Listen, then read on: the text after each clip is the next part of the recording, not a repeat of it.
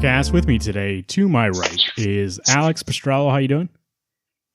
I'm good. How are you? I am doing well. And then in the left corner, we have Garrett Walls. How you doing? Doing good. For a second, I freaked out that I wasn't recording the video. Then I realized this is the wrong show. And I am your host, Marvin. We're going to go over the comic books for September 20th, 2017. Let's start first with Dark Horse Comics. This is Black Hammer number 13.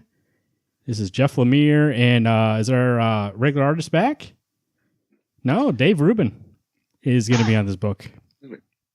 It was the greatest superhero event of all time. A multiversal crisis, Black Hammer, Abraham Slam, Golden Gale, Barbalian, Colonel Weird, and even Madame Dragonfly, they unite to take down Anti-God, the ultimate evil on the streets of Spiral City. So this is like going to be the event pre them getting sucked into this other place. This looks like it's going to be pretty good. Yeah. I love that cover. Yeah, the cover pays homage to Death of Superman. Which one? The main one or the Jeff Lemire one? The one with the flag. Oh, okay. Yes. Because it's like Superman's cape. Whoa. I like how the anti-god is a mix between the anti-monitor and he looks like kind of dark side too. It's a good book. I mean, if you're not reading it, I would pick it up. Now would probably is not the best time. Maybe not, but... I don't know if this is a good jumping on point or not. You know what? It's weird because you probably can. Because it's going to be like an event and it's a prequel to the actual beginning of the book. But also, does it mean anything to you? Who knows? Department H number 18. This is Matt Kent and Charlene Kent doing colors. With a cover, I'm going to guess, Alex, your favorite cover of all of them? I think so. I keep looking at it going, gosh, that is a good cover. It is explaining some deep sea creatures. This is Department H, the most dangerous creatures in the world. However, what they don't show is the most dangerous one is the human that's down there ruining everything. So like the solicit says something that we've kind of noticed. The mystery of who killed Mia's father may have just become moot as the team faces a death sentence from an unlikely source. There's so much in danger now at this point. Is who killed her daughter, who killed her father, really that big of a deal anymore, do you think, Alex? Oh, I think to her it's still a big deal, but it's more important that everybody lives so that she can continue to interrogate them, or more importantly, she needs to at least live to find the answer. If she's dead, it doesn't matter. Garrett, how are you doing investigating that also? Are you keeping on in the mystery, or is it kind of getting away from you? The last couple ones, like I haven't found like the one clue for the total mystery, but I've still enjoyed it. I think they're doing a lot more flashbacks than like as the series started, which is fine. Like it's a good storytelling device, but now I'm definitely like have no fucking clue where to look for clues. So, DC Comics, they're putting out some books this week. We have Aquaman number 28. This continues my ongoing streak of still getting this book and yet have not read an issue. Who knows when I'll get around to it? The whole since Rebirth? No, I've read the first arc, but then after that I fell behind, and then remember I was gonna drop it, and I dropped it for 2 issues. But then I saw the artist, and Sidejek is just amazing, so I picked it up again. And I haven't read it since I picked it up again. So we'll see. Yeah, I've read 2 issues. I haven't read 27. Oh, really? I didn't know you were getting this. Yeah, I've picked back up on 25. You can't deny that art. To be fair, did you ever drop? I mean, you dropped it, but you went back and got back issues, didn't you? No. I stopped at whenever the drift started. No, I didn't. I got 25, 26. That's it. 27. 25 was promoted as a jumping on point. And yeah, motherfucker. That's where I was going to be I'm going to start reading from here again. I fell behind and let's start here. Well, and I think this story, Dan Abnett, yes, he wrote the stuff before it, but I love what the storyline is. It's basically you don't know if it's actually Arthur. I mean, you're pretty stupid if you don't think it is, but it's kind of a cool, people think that Aquaman's dead and he's more of like a vigilante in Atlantis as opposed to being like full blown King Arthur, Aquaman. You know, it's really good. Yeah. The art is fantastic. It looks so good. Yeah, I mean, there's no way you can deny getting that art. So that's why I was like, I'm going to keep getting this book even though I'm way behind on it. Because that's when I was going to drop it. But then I saw the art and was like, get this thing, gotta get it again. Batman number 31. This is Tom King, Mikhail Hanin. We learned, by the way, that's just how you say his last name. We've been saying Janin. Now I feel like an idiot. War, Joke, and Riddles Part 5. Is this the end or is this like just Part 5? Part 5, because the last one was the interlude. How many more issues do you know, Garrett? Spoiler King, solicitor reader? I mean, I guess I read solicitors too, but I look at the pictures. 2 more? This and 32. Oh, this and 32. Okay, well, so that cover, Alex, you like that cover? Cover's good. Well, are you? I think you've been the most critical of this, maybe, or Garrett. It goes back and forth. Are you looking forward to this at all tomorrow? Oof. Yes. I guess a part of it just depends on where the story goes. As of right now, the interludes have been the best part for me personally, but I'm hopeful that the main story continues to entice me. There's things that are good, there's things that aren't good. The art's fantastic, but to me, this is one of those things that could have been its own book, and I probably would have enjoyed it more. It just seems to have ruined the streak that 24 had started. Yeah. And now we're on this thing that has nothing to do with it. Yeah, I feel like it's spinning its wheels. Like, I want to know what kind of drastic change this leaves for, and I get, like, why he's doing it, because DC was like, you need to put this in your Batman run, but I just don't think it fits with where he was going right before this arc. Like, I agree with Alex. It should have been as, like, a trade or, like, a one special story, but I don't know. I'm hoping it'll be good, but I'm more excited for what's next because I'm kind of getting sick of this story. I am super excited for what's next. This is, it hasn't been like horrible. It's been good for me. So like, yeah, it's still been good. I just think like there's no medium rare stakes in it, like Alex says. So of course it is. Well, I think that's what makes the interlude so great is that those characters have stakes. Right. Whereas, like, in the rest of it, I know Batman, nothing that's going to happen to him or any of these characters that I've seen later on. But in the interludes, it's like, stuff has happened so far, like Kite Man's son died and stuff like that. Which, for me at least, in that first interlude, they made me care about it enough that by the end, I felt bad for Kite Man when he died. So, it's been good. I would, like you said, looking forward to the next thing, but 2 more issues might seem too much. Maybe if this was the last one, I'd be more excited. So I'm kind of lukewarm on this, but we'll see how it goes. Batman. Oh, by the way, Batman Day is on the 23rd. So visit your local comic book shop. They got some free Batman issues. They probably have some other deals. Batman Day, just going to mention that, so not to mention these free issues coming out. But speaking of Batman, The Red Death, #1. This is a spinoff of Dark Knights. The first one. Or spinoff, tie-in. Joshua Williamson, Carmine D. G. Tamindale, doing basically, so there's a Batman and another character mixed together in this dark universe. This one's going to be Batman and the Flash. Alex, Garrett, I know you're both looking forward to this. Garrett, what do you expect for this?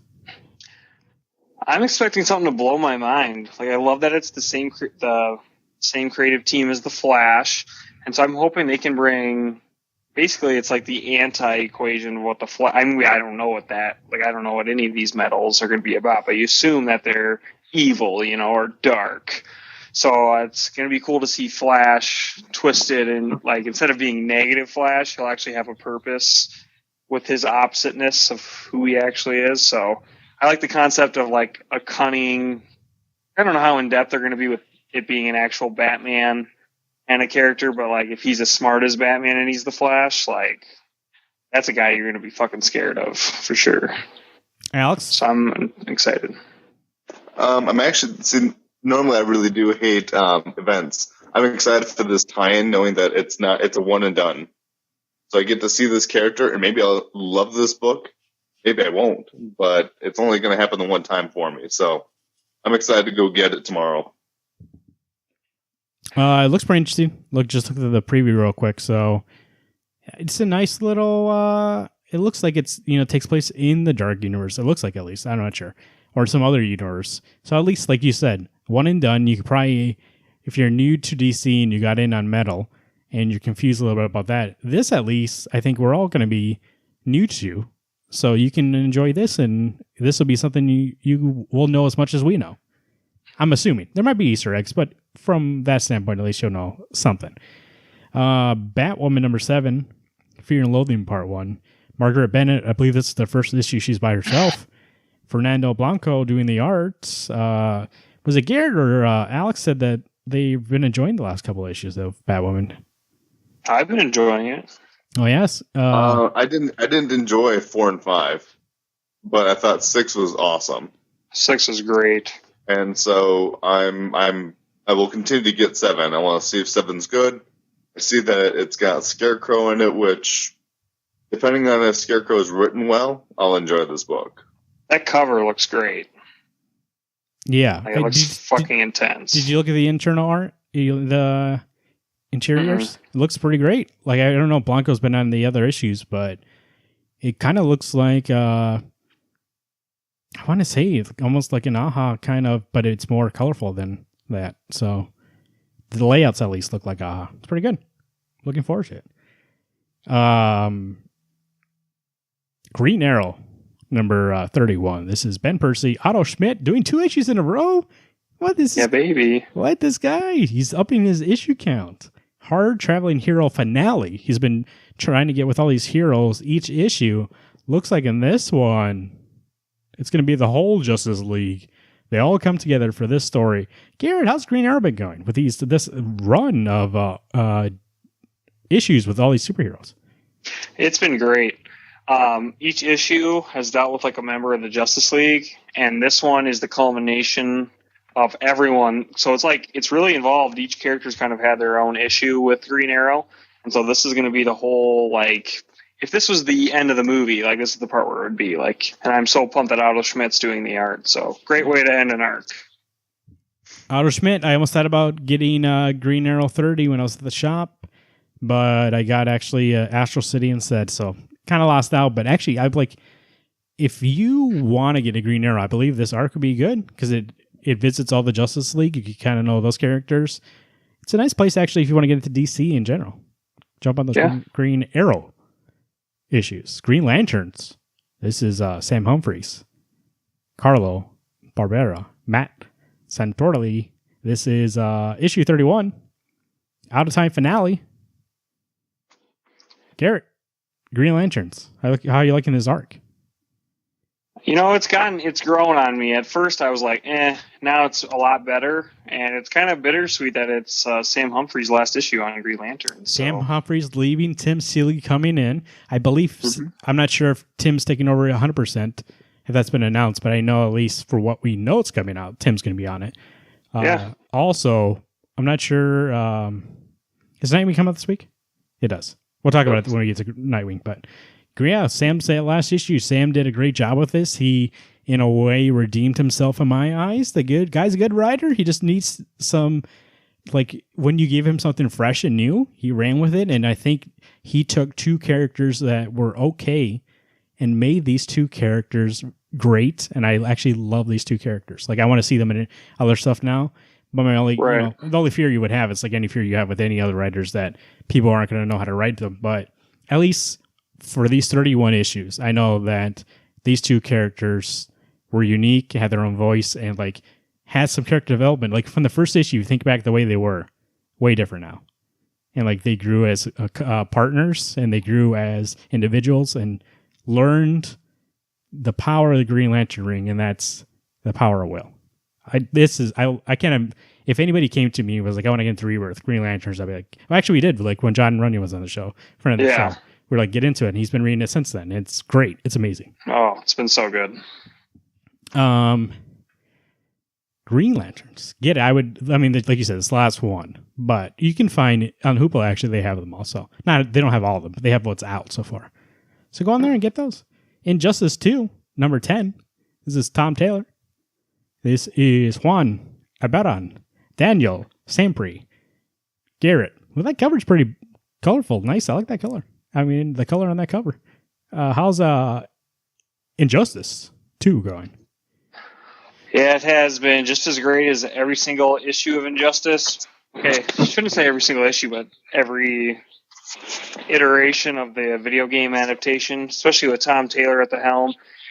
I feel like this guy should be writing TV because he really knows how to twist the narrative so that you don't expect what's coming next. And when he pulls the rug from under you, it's heartbreaking every time because it's like the DC universe mixed with the rules and concepts of The Walking Dead. There are no rules. He can do whatever the hell he wants. So within reason, as long as it leads up to the next video game. So I definitely recommend it if you want an alternative version of the DC universe as you know it. Injustice is something that you gave me the first trade for Christmas. I read it, loved it. It's so something that I need to on my ever-growing list of to read, but I'll never get to. I'll probably die before I read it all. But it's on that list. It was good what I read, and I enjoyed it.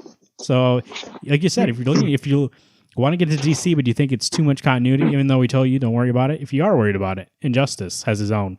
Go back and get that. It's not too far back yet to go.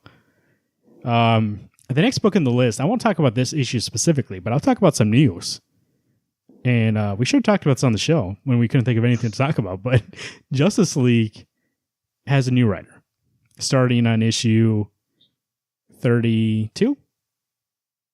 Do you guys remember? That sounds about right. I thought it was 31, but 31. Yeah. I was gonna say 31. Okay. My boy, he got a promotion. Christopher Priest gonna be writing Justice League. I'm excited. Not that Brian Hitch. Sorry, but not the best. But taking over issue 31, I believe, or 32. Look off for it though. Christopher Priest. I'm excited for that. Speaking of people taking over for books, let's first talk about the book Nightwing, number 29. Tim Seeley, Paul Petier, Dark Knights. Here's another tie-in. This is Gotham Resistance Part 2. First part was Teen Titans last week. Did you guys read the first part of this? Not yet. No, not yet. Oh, okay. Well, I guess we really can't talk about how looking forward to this one. But why does the Nightwing have a beard? Is this the feature? That's probably the Dark Universe thing. Oh, yeah, that actually looks pretty cool. It does look sweet. I actually the cover looks good. I normally don't like anything but the blue and the black, but the gray doesn't look bad. Looks better than the red. Speaking of Nightwing, by the way, we learned Sam Humphries got promotion also. I would say promotion. Well, I mean, I like the other characters too. But Nightwing, he's going to be writing Nightwing starting about the same time. So look forward to with art by Bernard Chang. So excited. He's one of the best artists out there. So looking forward to it. Sam Humphries obviously showed that, they gave him some characters that for them were probably C-level characters. He elevated them above that, and they're like, hey, take one of our most prized possessions, Grayson, Nightwing, here we go. So doing a good job over there, Sam. So let's keep it going. Super Sons number 8. This is Peter J. Tomasi and Jorge Jimenez. Super Sons. Alex, you still getting Super Sons, or did you drop off? No, I actually I'm still on it.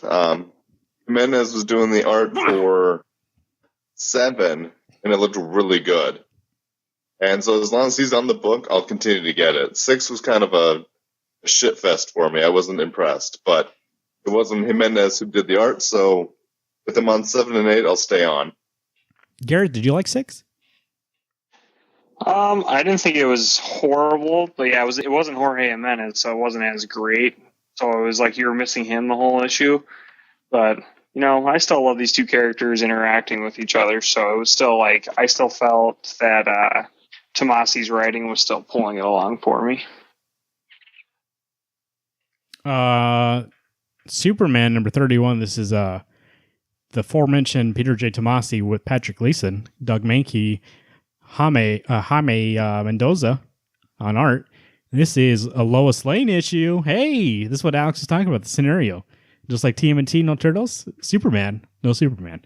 Lois Lane. He'll be in it. Yeah, for one panel.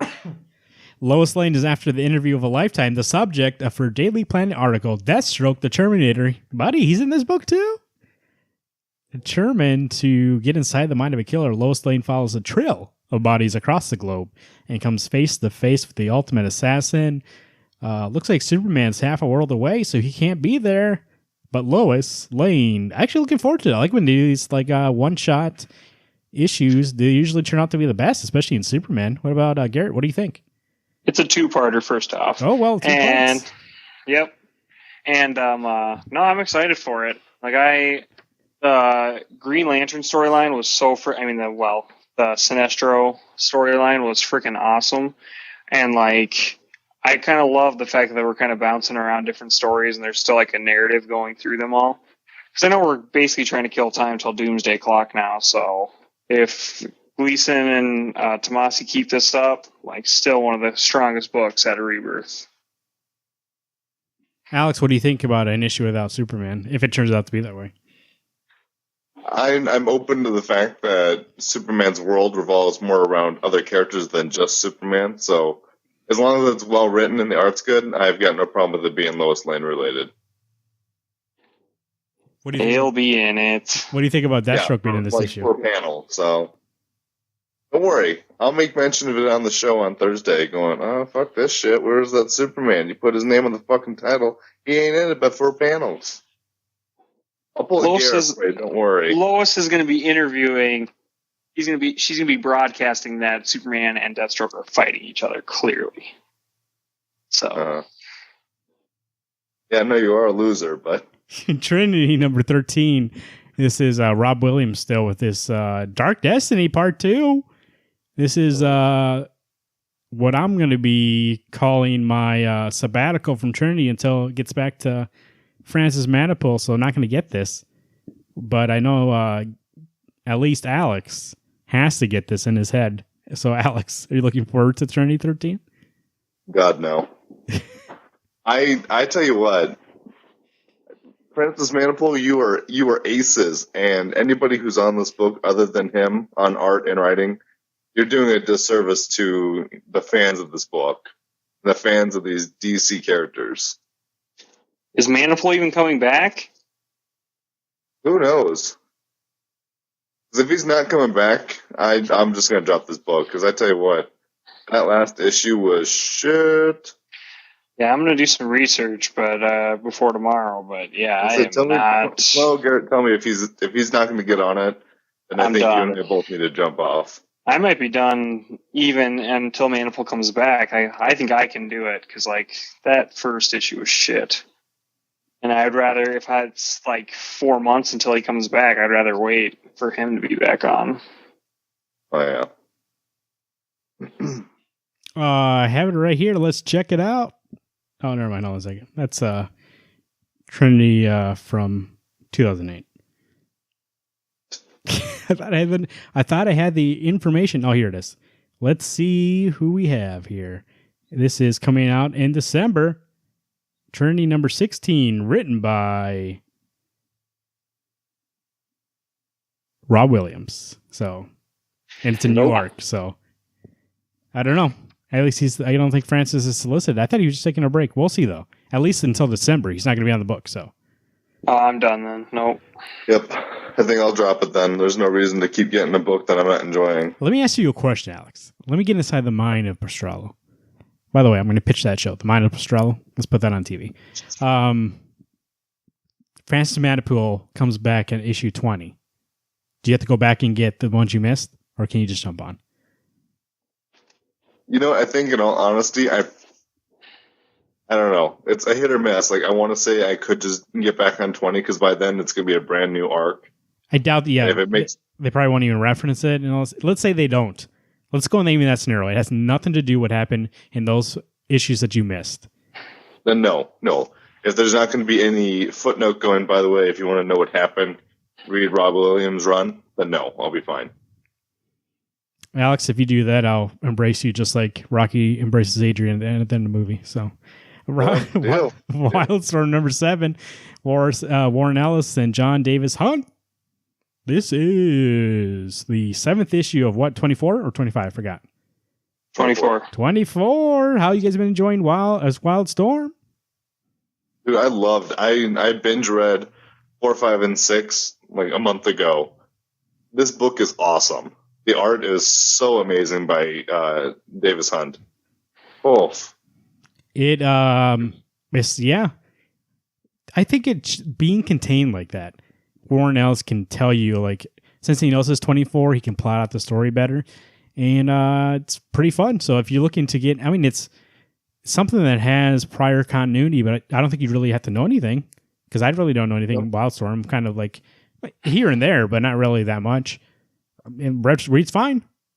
So all I know, I just know some of the characters, and they do a good job of introducing you to the engineer, ring grifter, and zealot. I don't think you need to read past things. Yeah. This book almost feels like an image book where it has nothing to do with metal, has nothing to do with any of the other DC books, other than the fact it takes place in that same universe. You're right. It does feel a lot like an image book. I would recommend, we didn't talk about it actually because it totally evaded my mind, but new readers looking for something, Wildstorm, I recommend you go get the first trade. Yeah, they're going to do coming up here, the first spin-off is going to be the Michael Cray book. Oh, yeah, I saw that. Which I'm not going to get, but...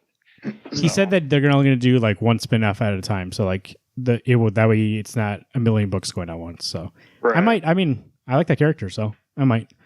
Wonder Woman, Conan #1. This is written by Gail Simone. Art by Matt Ryan, Aaron Lopresky. This is like it says, Wonder Woman and Conan the Barbarian.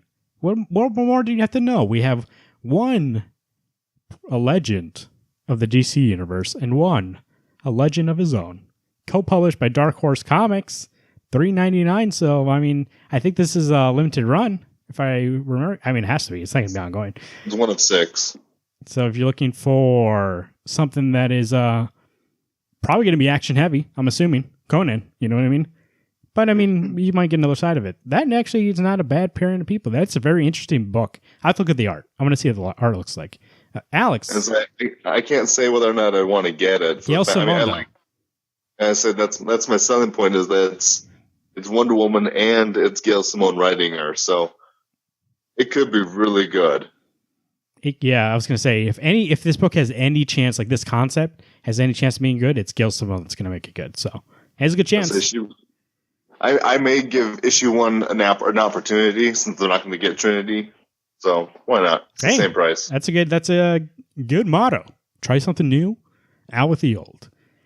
IDW Publishing. I just wanted to go through some books here. Actually, we really don't get anything that comes out this week. But I just wanted to mention, once again, Star Wars Adventures #2. If you're looking for a kid-friendly Star Wars book, you can get that. But it's not canon. But also, kids don't care about canon. Samurai Jack, Quantum Jack #1. If you're watching the new Samurai Jack, you want a Samurai Jack comic book, there you go. You can get that book. I like that cover. Nice colors. Image Comics, Angelic #1. This is Cy Spurrier and Casper. I'm not going to say that last name. I'm not sure. Sorry, Casper. You know what? So this is the book that Alex said he was getting today, or going to get tomorrow. And, or I guess today when you're hearing this. But then I was like, what, Angelic, what's that about? And I read it. It's a world where all the humans that have gone extinct, all the animals that they've been tinkering with, science experiments, enhancements are still around. And it's a world they're living in. It's about one flying monkey, Corda, in the world. I listened to an interview with Cy, and he said it's going to be like an old ages book. It's going to be, how did he phrase it? Wizard of Oz meets... Oh, I forgot what the other ones were. It's like Wizard of Oz meets... Oh, I forgot. You go watch the interviews on YouTube. Actually, Image Comics posted it. They said it's going to be like an all ages books that if you're a kid, it's nothing too harsh in here that's going to make it so you can't read as a kid. But as an adult, you'll understand some of the deeper meanings, some of the darker things that are happening. It looks good. Art looks good. Alex, how much are you looking forward to this book? Basically, here's what happened. They sat down and said, let's make a book for Alex. And that's what this looks like. Well, Garrett showed me the preview, must have been a couple months ago, and I was like, holy shit, I got to get that book. It looks so good. Right now, it's probably my most anticipated book. I have to admit, I'm a sucker for number ones, though. I love it. Looks first great. issues. Yeah, you're right. The coloring, everything looks great. It looks like it'd be like I said, there's supposed to be an all-age book. So if you're looking for something, once again, like the Star Wars Adventures, something to share with your kids, but also like it feels like it's going to be something for adults too. You know what I mean? Like one of those fantasy books that are kind of towing the line. You grew up with a bunch of them. Go and get that. As long as it's not a We 3 or a Pride of Baghdad in the first 5 issues, Papa's going to be sold. So you don't want to cry. As long as I'm not crying. Descender number 24. This is Jeff Lemire, Dustin Nguyen, Rise of the Robots Part 3. You guys have been talking about this book. How much are you looking forward to Rise of the Robots Part 3? The first 2 issues have been intense, so I'm pumped for this issue. It's one of those things that I'm excited to read it, but I'm also, at the end of this event, is anything really going to have happened? So I'm in between right now on what I think. I think the cover art is fantastic. What do you mean nothing's going to happen? It's the war of the robots versus the humans. Yeah, but that could just be what the title's called. It doesn't mean anything's really going to happen. So the cliffhanger was literally the robots descending on the humans. Yeah, but just because it happens in the middle of this arc doesn't mean anything. What if it doesn't happen at the end? What if nothing big comes out of it? I guarantee you the next issue is going to have people dying left and right. Okay, I want our listeners to hear that guarantee. Next issue, shit's going down. Boom. Generation Gone, number 3. This is Alex Cott. Andre Oranjo. This is the book. Look at the only thing the synopsis says, Breaking Point. You guys have been loving this book, right? Generation Gone? Yes. Love it. It's my pick of the week already. Most anticipated. Fuck yeah, this book is awesome. I don't know why. You keep telling me that. For some reason, I still have no interest. Oh, I tell you what, 2 is great. Yeah. I'll admit, one was good, but 2 was a step up. So once they've got these powers, you got the one guy who's not sure what his power is. The one, I'm just going to spoil stuff. The girl's got this flying ability where apparently she can just withstand the forces of Earth pulling down on her. She goes through the atmosphere, loses her clothes. It's cool. Then you get the guy, her boyfriend, who has no feeling whatsoever, can get his face bashed in, doesn't feel the pain. He actually becomes unsympathetic. He has no empathy towards anything. He is just like a stone wall type of person. This book is great. I'm actually surprised you don't get it. How's the art? Great. It's really good, actually. It's super realistic and very crisp. I mean, it kind of reminds me of the same art as Wildstorm, Davis Hunt. It's similar to that kind of art, I think. I'm more leaning towards. Do you remember the art in Surface, Marvin? I'm sure maybe you don't, but it's got that kind of art to it. It is more realistic to an extent. Okay, well, I'll look at it. I mean, I don't know what it is, but I'll look at it. I think it's the Alex Cott because there's so many series that have started and he hasn't finished, or so many series that are good for a little bit, and then so I guess we'll see. I just want to become invested in something of his that goes these 3 issues, and then we'll see nothing else. I know. I'm worried I'm going to get fucked over. I'm afraid of another Wolf fiasco. Oh God, that was so awful. Wolf fiasco. I think that's what. I think they played at Coachella. Let's see here. What else we have here? We have Miller World does their annual 2017. It's coming out this year. So if you're looking, that is a nice way to look at some new writers. So if you're looking for somebody new, there's a nice crop. Go ahead and read that. They're usually, I heard last year was pretty good. So Shirtless Bear Fighter, 4 of 5. This is How was issue 3? You guys are liking this shirtless bear fighter? I think 3 was good. It wasn't as funny as I think 2 was the funniest. But story wise, like you're starting to get into that universe, like how everything. It's like being in a 66 Batman world. It's like everything's Pun City. You know, it's all like the Bat toilet paper, the Bat toilet. You know, things like that. It's like everything bear oriented, or pancakes, or just whatever you think of like a lumberjack. So anything Canadian. What I think Canadians are, at least. This is the penultimate issue. The penultimate issue. You guys looking forward to the finale, or is this something that you're looking just to finish up and then move on? It really depends on where this goes, because I'm amazed that there's only 2 issues left of this book. There's on this cover. He's fighting with the bear. Well, that's his dad. Oh, his dad's a bear? Yeah, that's the Papa Bear. And like the bad guy is some, I don't remember what the bad guy is. Looks like they're hunters. Human bad guy. Then there's his evil brother bear. Dude, I should have got this book. Now I'm disappointed. I'll get that. I'll read the trade. Yeah, I mean, it's really fun, and like there's like it's supposed to be like a comedy book, but there's some pages where you instantly go from like the biggest smile and laugh on your face to like, holy fuck. It sounds like really Chew. It sounds like why I love Chew. Chew could go from the darkest places, and then on the next page there's the dumbest fucking joke ever about like Pollo, and then like I'm laughing. Like it was so dumb.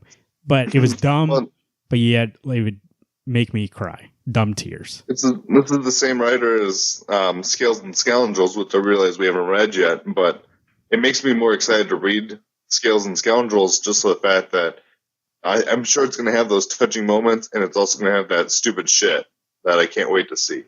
Yeah, hopefully. It sounds like he's a up-and-coming writer. He's really good. So looking forward to reading that. But you guys said you're looking forward to it too. Good stuff. Marvel, the droppable comics.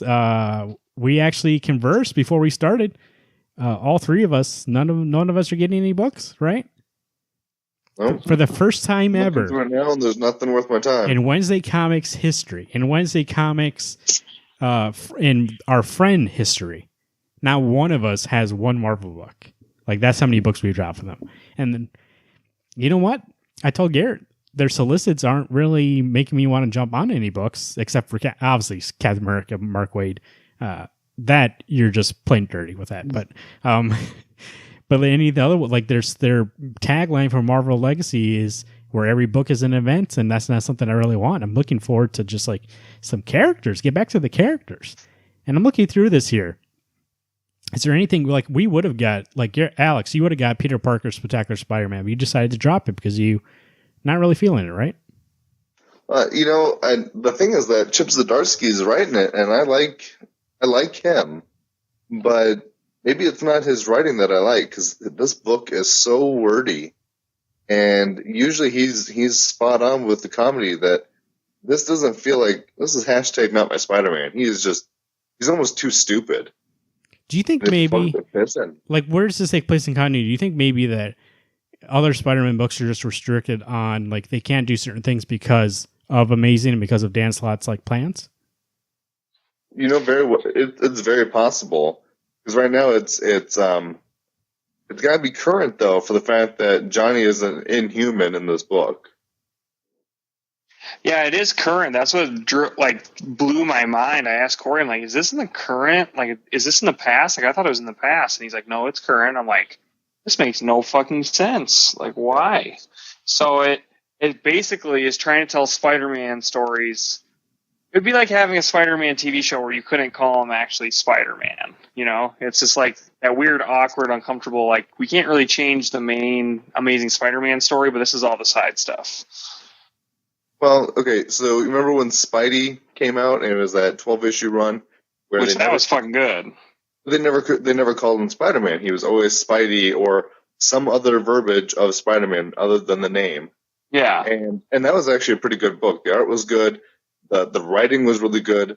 This is one of those, the art's decent in Spectacular Spider-Man, but it's not really that great. And even the writing's there's nothing to boast about. So why keep getting this book if it's not even entertaining? Like, it's not even fun for me to read. It seems like a chore. That's disappointment. But also, speaking of disappointment, Spider-Man 2, number 3 of 5, this is a book that also me and Garrett, well, Garrett, obviously you're still going to have access to it if you want to read it. Yeah. But I'm dropping this Brian Michael Bendis, Sarah Pichelli. Don't waste your time or your money. That's the thing. It's like I could finish it out. I could muscle my way through it, but it's $3.99. That means that's a commitment of $12 for a story that I should have stopped at issue 1 when I knew it was done. You know, like I didn't like issue 1, but I gave it a chance with issue 2, and I believe issue 2 in my mind was worse than issue 1. So like, somebody could tell me this could get 10s out of 10 from a million websites. This could win an Eisner this issue, and I wouldn't believe any of them. Like, there's no way the story comes back. I just can't believe it. So I think if this issue won an Eisner, someone was paying off those people, because this way you guys make it sound like this book is pure shit. It's bad. And what's sad is that both books that we just talked about are Spider-Man books. This major character in the Marvel Universe cannot seem to be written well. Well, this is different. It's basically trying to answer questions fans have had for like 5 years, but at the worst possible time. Yeah. It's just a shame, because I actually think he could have went into a place until the fun story, at least. Like we said before it even started, this could be fun. It's Sarah Pichelli. I haven't seen Sarah Pichelli in a while. And if it just was that, I think it'd be good. But I think it's trying to be more than it should be. Especially at this, like you said, 5 years later. At this point, you're trying to make something seem super important, which it's like, why would I care about who Miles Morales is in this world 5 years later? At least make it fun.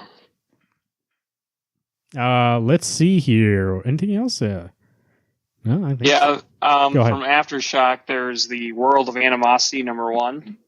It's basically like a encyclopedia issue about the world, and I'm pumped because it says it says one shot brings readers and fans alike an exclusive look at the characters, creatures, maps, mysteries, enemies, histories, and the road so far in a world where the animals have risen up to take revenge. It says it's a good place to catch you up with what's going on in the story, or for fans, existing fans, to dive deeper into new information with the story. Yeah. Do you guys you looking forward to another Animosity book that's like expanding that world? Yeah, I think it adds to the story, and it's got the original, well, at least for that cover art, like it's got Roberto De La Torre. Like, the cover looks amazing. It does. I saw that, and I was like, I saw that, and it makes me, that's another book also that I'm jealous I never jumped on. I'm Animosity, because I like Margaret Bennett. I've been her championing her for a while, like ever since she wrote like one of the only Secret Wars tie-ins that I was like, she's a great writer. And but I don't know what it was. I think it wasn't even on my radar, and you guys were getting it. And by the time you shocked it, I talked about it. I was like, oh, okay, well, I should have jumped on that. Well, she wrote that awesome Batman annual for the New 52 also, like it was either 1 or 2 that she did. She's great. I like her. Yeah. Speaking of Aftershock comics, Dark Arc #1, Cullen Bunn, Juan Doe. This is a new series coming out from Aftershock. I looked at the cover, grabbed me. That art looks great. I looked at the interiors, it looks great. This basically is, instead of Noah, like this is the same flood that Noah brought two of every animal, except on this arc, they're bringing 2 of every unnatural creature: vampires, dragons, manticores. It sounds like it's interesting, at least. I think I might try this one out on this kind of week that's kind of, missing kind of those ones that I'm really excited for. Even though it's written by Cullen Bunn? I like Bunn. What? I've never had It's me who doesn't like Cullen Bunn very often. Oh, okay. I was like... But that's because I got all those Deadpool books and they just weren't doing it for me. I think at doing his own thing, Bunn's good. I like it. So I'm going to try that one out. I might give that a try, just for the fact I like the idea of the supernatural beasts. Look at that preview on that page too. That art looks really great. Like it's kind of that. I don't know how to describe that style until I get a better look at it, but it looks very. We're going to be entering the month of October. Very horror-esque. I'm looking forward. Yeah, looking forward to this kind of books. I actually like horror books. There's not many out there, so when they come out, you got to jump on them. I'll give it a try too. It looks good. Secret Weapons 4 of 4. This is the Valiant book that was a mini about these heroes. This is the finale. So this has been great. Actually, I saw too also that there's like a hardcover coming out like right next week, I believe, or this week. One of the two. But maybe I should have got that. But this has been great. The Valiant, the cover stock is pretty great. So is that coming out this week, Garrett? Yeah, it does. You want to talk about it? Go Power Rangers. What issue is that? Number 3. So yeah, this book has been super great. Dan Moore on art. You couldn't ask for a better artist. Super pumped for the 3rd issue. On a scale from 1 to 10, if you were to grade Go Power Rangers against the main Power Rangers, which is one that you would say is more exciting to read? I would give it. Go-Go's clearly better, I think. I think the art's better, and that the character development's way better in Go-Go. If you're looking for your more like generic, like Power Rangers fight monster, they win at the end, bad guys like crying at the end, and the main title. But this one actually goes to the character level a little bit deeper than what you would normally see. Alex, you're getting that book, right? But not the main book? Yeah, I get Go-Go. I don't get the Mighty Morphin one. Is it based mainly on the art? No, because I actually do like the Power Rangers, but I'll admit Mora's art really is top notch in this book. Dan Moore, speaking of which, they announced more of Claus this Christmas season coming out. Grant Morrison. Isn't that awesome that we jumped on that? Now we get a little, like every 6 months we get a nice little like short story. I feel like that's awesome. I like the idea that it's a seasonal comic. It's pretty cool. Yeah. Speaking of Dan Morrow, he did the art for the first series in that one shot, right? Did he do the one shot, or did he not do the one shot? No, I think he did the cover for the one shot. He probably did the cover, but not the actual. Because I think that was like I just realized 40-page one or something like that. It was extra sized. I never read that one shot because I never got it because it wasn't there. It was sold out. I think it was so good. The Witches of Winter. I'm gonna have to read it. Awesome. I think it's on Hoopla. I'm gonna get it and read it. Actually, I can look at Dan Moore. Did the art there, but while I'm looking that up here, Garrett, what's your pick of the week? You said Generation Gone. Generation Gone is definitely what I'm looking forward to the most. Alex, what about you? Angelic number 1 will be my most anticipated. And secondly, would probably be Red Death. Angelic and Red Death. Those are pretty. Dan Moore also did the art for that one shot. Yeah. Look, I mean, those are some great. And you know what? I just mentioned a second ago. I said there weren't some really great books coming out this week. Scratch that. I just mean there's not a lot of books, at least for me, coming out. I am really looking forward to Black Hammer 1, just because like that issue. If you've been reading this for a while, like this is the issue. Like if you're looking for answers, or like the answer issue to all these mysteries, I think we're getting a lot of them here. And plus, sounds like it's gonna be cool. Also, looking forward to the ending of Secret Weapons. It's been great. So I want to see how that ends. Those have been the books for 9/20/2017. Alex, how's that weather looking? It's going to be fall this week. It's starting on Saturday, first day of fall. It's going to be nice and cool. Leaves are going to start falling. Supposedly, a little rain may happen, but of course, that's how fall rolls. Isn't Friday the first day of fall? No, it's the vernal equinox. So the first full day of fall is the 23rd. That's not what my calendar says, but okay. I'll believe you. You're the weatherman. Yeah. You know. Why do you think you asked me the science question? I know. You went to school for 16 years in a man's hut to learn weather. I think you know. I didn't want to tell you guys this over the air. 16 years of meteorology. And I'm 28, or will be 28, so. Well, to be fair, 4 years of that, but the other 8 years the other 12 years in the hut, we didn't know what else. You learned some other stuff. Well, I was making bricks out of shit, so what can you do? Alex, speaking of bricks, excuse me, Alex. Garrett, speaking of bricks, how are the roads getting to the shop? This is going to be one of those heavy traffic days. There's a lot of good material coming out. You definitely want to get to the shop a little early. Make sure that you secure a good copy of the books you're looking forward to because they will not last long. They'll get on the roads, like before Alex said, before it turns fall, because once it turns fall, you might trip. That's the dumbest joke ever. Your windshield wiper fluid won't work. For the forecast, I've been Marvin. I'm Alex. And I'm Garrett. Everyone, keep raking those leaves and keep reading those books.